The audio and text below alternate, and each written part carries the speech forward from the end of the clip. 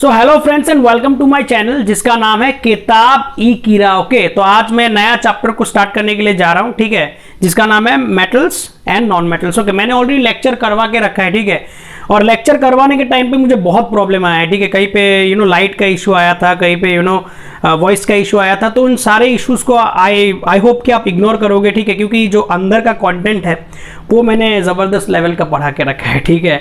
तो बस आपका प्यार, आपका सपोर्ट का ज़रूरत है, ठीक है, इसी तरीके से मुझे सपोर्ट करते रहे, ठीक है, क्योंकि ये पूरा चैनल जो ये आप ही के लिए शुरू किया है मैंने, एंड दैट्स इट। तो आप लेक्चर को एंजॉय करो। तो चलिए शुरू करते हैं। सबसे पहले देख लेते हैं physical properties of metals. Okay, तो फिजिकल प्रॉपर्टीज ऑफ मेटल मैंने इस तरीके से दिखाया है, ठीक है। तो मैं हमेशा कहता हूं ना कि मैं स्मार्ट वर्क करना सिखाता हूं, ठीक है। तो इस फ्लो चार्ट को देख लोगे तो बस दैट्स इट। तो सबसे पहला देखो मेटालिक क्लस्टर, जो मेटल्स है। अगर मैं मेटल्स की प्रॉपर्टी की बात करूं तो सबसे पहले आता है मेटालिक क्लस्टर। और मेटालिक क्लस्टर क्या है कि it has a shining surface. Okay, जो मेटल्स जो होगा वो बेसिकली अपीयरेंस कैसा होगा उनका, शाइनी होगा, शाइनी सरफेसेस होंगे उनमें, ओके, शाइनी होगा। फिर उसके बाद देखो इट एग्जिस्ट एज सॉलिड, वो सॉलिड की तरह एग्जिस्ट करता है। यहाँ पे एक चीज, ओके, मेटल्स जो है जनरली वो सॉलिड स्टेट पे एग्जिस्ट करते हैं except mercury. Okay, except mercury, okay, Ag, except mercury. Mercury liquid state पे, ओके, लिक्विड स्टेट पे एग्जिस्ट करता है, ठीक है। फिर एक प्रॉपर्टी है मेलिएबिलिटी। ओके, तो मेलिएबिलिटी क्या है देख लो, it can be beaten into thin sheets. Okay, malleability का मतलब है जो आपका मेटल्स है, आप मेटल्स को थिन शीट्स पे कन्वर्ट कर सकते हो, ठीक है। आपने देखा होगा मिठाई के दुकान पे जो चांदी का परत लगाया जाता है वो इसलिए लगा सकते हैं क्योंकि मेटल्स आर मेलिएबल। ओके, उनमें एक प्रॉपर्टीज होता है that is called malleability. It can be beaten into thin sheets. और सबसे अच्छा क्या है, गोल्ड और सिल्वर। गोल्ड और सिल्वर आर मोस्ट मेलिएबल, ठीक है। उसके बाद और एक प्रॉपर्टी की बात कर लेते हैं दैट इज स्नोरस। तो स्नोरस क्या है कि produce sounds on striking hard surface. जो मेटल्स होगा, मेटल्स क्या करेगा, अगर आप मेटल्स को पीटोगे तो उससे साउंड भी निकलता है, ठीक है। अगर मेटल से साउंड निकले तो वो एक प्रॉपर्टी है दैट इज कॉल्ड स्नोरस। फिर उस तरीके से देख लो भाई, ये है good conductor of heat. Metals good conductor of heat है और उसमें सिल्वर और कॉपर जो है, सिल्वर और कॉपर अच्छे हैं। सिल्वर और copper are the good conductor of heat. फिर उसके बाद एक आता है डक्टिलिटी। तो डक्टिलिटी का मतलब क्या है कि it can be drawn into thin wires. Okay, जो मेटल है उस मेटल को आप थिन वायर पे भी कन्वर्ट कर सकते हो, ठीक है। और जैसे कि हम बात कर लेते हैं कॉपर वायर, एल्यूमिनियम वायर और गोल्ड वायर। तो बस यही सारी चीज है।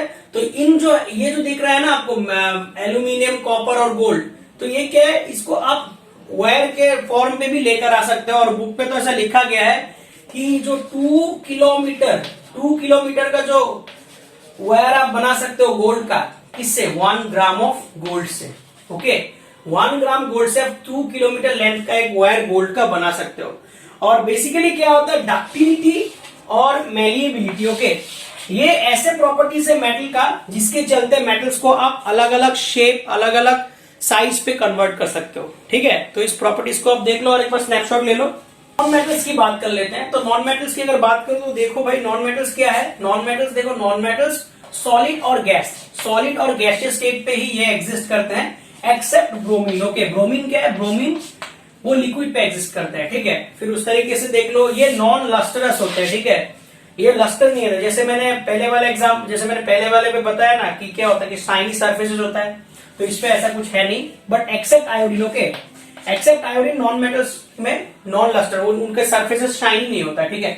फिर उसके बाद मैं बात करूंगा poor conductor of electricity. Okay, non metals है usually poor conductor of electricity except graphite. Okay, यहाँ पे एक्सेप्ट लिख दो, एक्सेप्ट ग्रेफाइट, क्योंकि ग्रेफाइट क्या है, graphite is a good conductor. Graphite is a good conductor. Okay, graphite is a good conductor. Okay, good conductor of electricity. Okay, good भी नहीं, semiconductor कहते हैं उसको, ठीक है। तो पोर कंडक्टर ऑफ इलेक्ट्रिसिटी, ठीक है। अब आप देख लो, यहाँ पे एक पॉइंट मैंने लिखा है, जैसे कार्बन जो है, carbon is a non metal that exist in different forms. और हर एक फॉर्म को क्या कहा जाता है, इलेक्ट्रॉन्स, राइट। और जो ये डायमंड और ग्रेफाइट है वो उसके एग्जाम्पल्स है, ठीक है। अब डायमंड क्या है भाई, diamond is the hardest substance known, ठीक है। डायमंड जो है, डायमंड का जो डायमंड जो है, डायमंड की प्रॉपर्टी है, प्रॉपर्टी क्या है, that is the hardest substance, okay.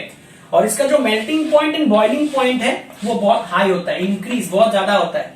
इसको एमपी का मतलब मेल्टिंग पॉइंट है, बीपी का मतलब बॉइलिंग पॉइंट है, okay.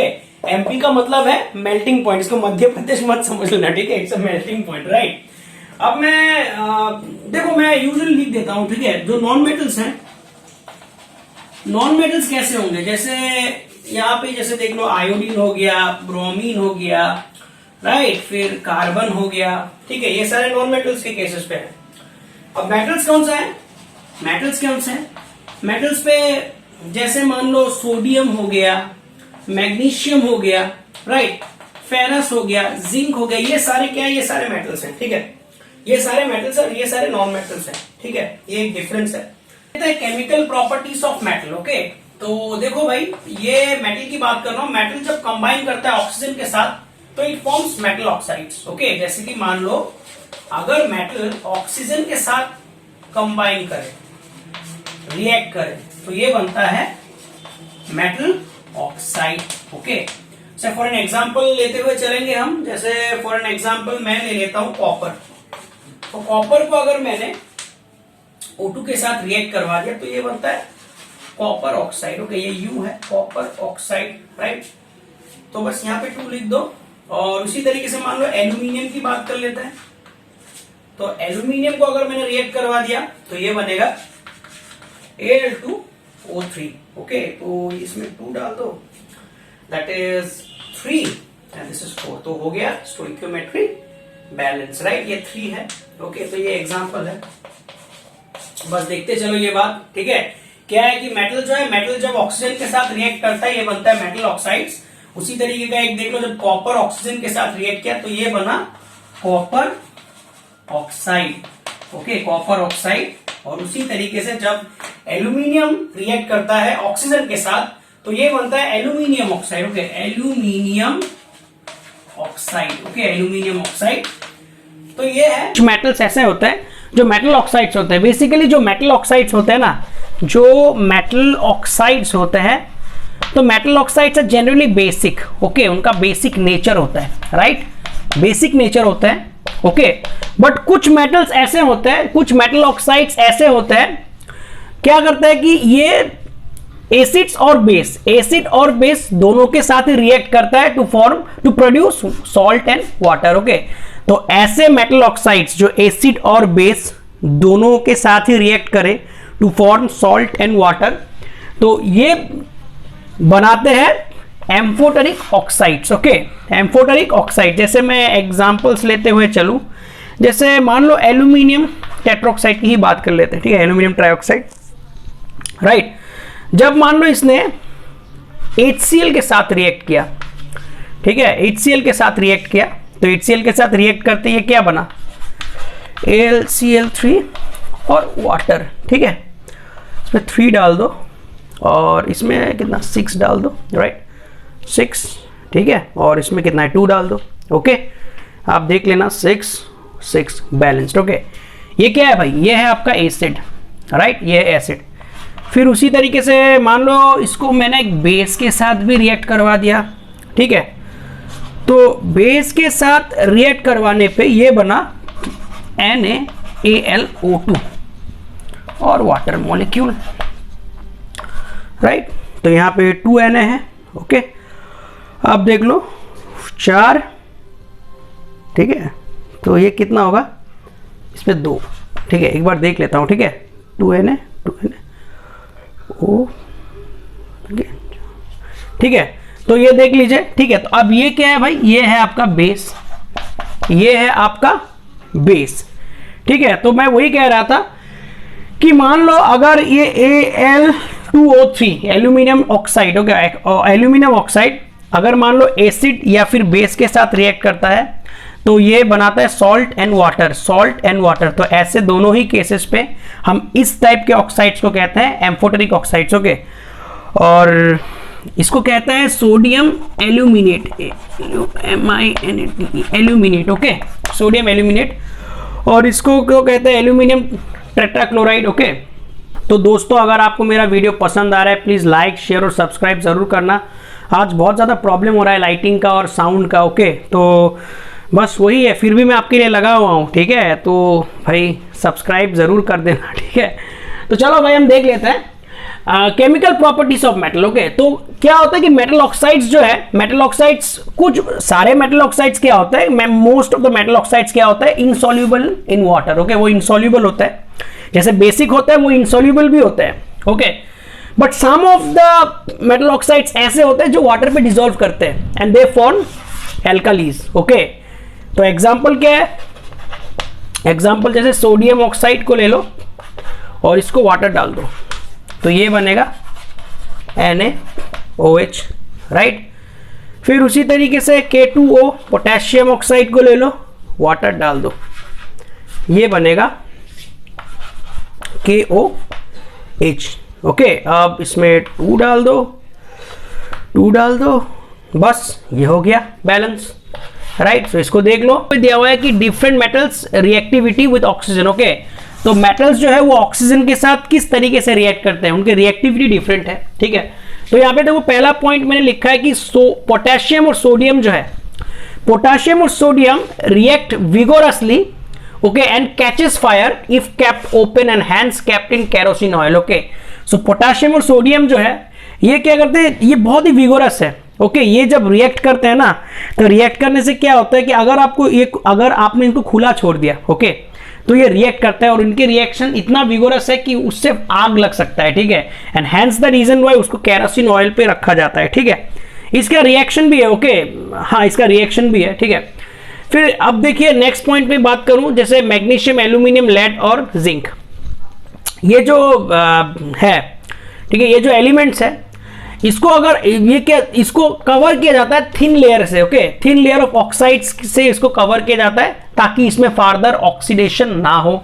Okay, to prevent it from further oxidation. Okay, अब ये देखो भाई Fe जो है आयरन क्या होता है, आयरन जो है वो कभी, iron does not burn on heating. Okay, iron को हीट करने पे आयरन जलता नहीं है, बट जो आयरन फीलिंग्स है ना, आयरन फीलिंग्स, जो आयरन की फीलिंग्स है, अगर आप आयरन फीलिंग्स को आग में रखोगे ना, आग में से डाल दोगे ना फीलिंग्स, तो क्या होता है देखो, इट बर्न्स विगोरसली। ओके, वो विगोरसली जल जाता है। ठीक है, फिर उसके बाद देख लो copper does not burn, but क्या लिखा है, coated with a black colour layer of copper oxide. Okay, अब कॉपर जो है, कॉपर भी बर्न नहीं होता, लेकिन अगर आप कॉपर को बर्न करने लगो तो एक ब्लैक कलर का लेयर बन जाता है, ऑक्साइड लेयर। ओके, तो यही सारी चीजें आप एक बार स्नैपशॉट ले लो। Metal react with water. Okay, कि मेटल का कैसा रिएक्शन होता है वाटर के साथ। तो ये जो मेटल है, मेटल जब वाटर के साथ रिएक्ट करता है, it forms metal oxides and hydrogen, right. और ये जो मेटल ऑक्साइड है, जो मेटल ऑक्साइड बनेगा, अगर उसको फिर से मैंने वाटर के साथ रिएक्ट करवा दिया, ये बनता है मेटल हाइड्रोक्साइड। ठीक है, जैसे फॉर एन एग्जांपल लेकर चलते हैं। ठीक है, जैसे कि मान लीजिए सोडियम का एग्जांपल ले लेता हूं। जैसे सोडियम अगर मान लो वाटर के साथ रिएक्ट कर रहा हो, ठीक है, तो ये बनता है सोडियम हाइड्रोक्साइड और H2 जो होगा वो रिलीज होगा। ठीक है, सोडियम हाइड्रोक्साइड और H2 जो होगा वो रिलीज होगा। ठीक है, और उसी तरीके से मान लो इसमें देख लेते हैं। ठीक है, और इसमें 2 डाल दो। ठीक है, फिर मान लो पोटेशियम को भी डाल देते हैं। ठीक है, पोटेशियम 2KOH और H2 रिलीज हो रहा है। ठीक है, आप देख लो स्टोइकियोमेट्री। ओके, 4, इसमें 4 2 2। ठीक है, चलो अब इस रिएक्शन को देख लो। ये जो रिएक्शन है ना, ये रिएक्शन क्या है, ये रिएक्शन एक्सोथर्मिक रिएक्शन है, एक्सोथर्मिक रिएक्शन, राइट।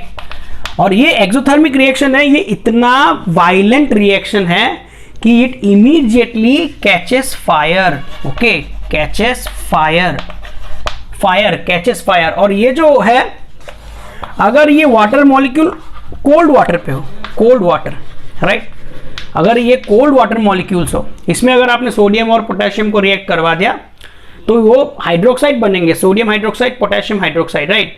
लेकिन ये एक्सोथर्मिक रिएक्शंस होंगे, मतलब क्या है कि it will catch fire, right.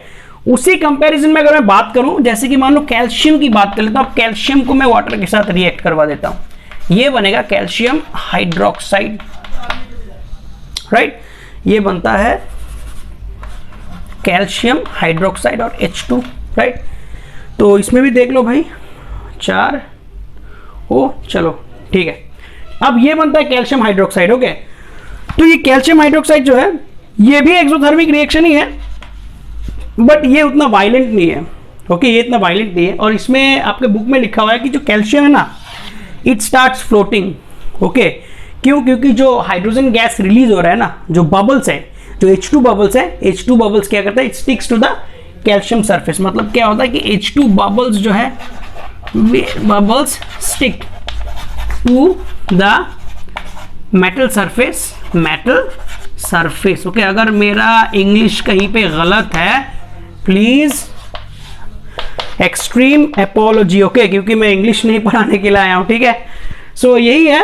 Okay, कुछ मेटल्स ऐसे भी होते हैं जो जैसे कि एल्यूमिनियम, फेरस यानी आयरन और जिंक, राइट।